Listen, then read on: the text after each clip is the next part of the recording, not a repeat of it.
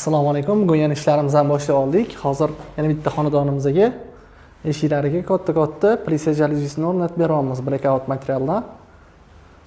Ishlarimizni tugatib yana qo'yamiz videolarni.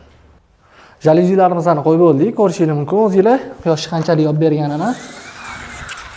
Bu yerga to'g'ri quyosh tushib turar ekan.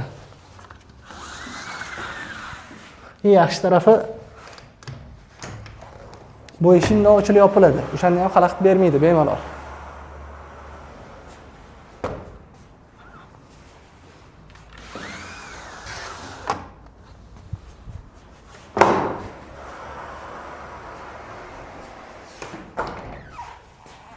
Kimga shunaqa jaluzilar kerak bo'lsa, bemalol murojaat qilasizlar.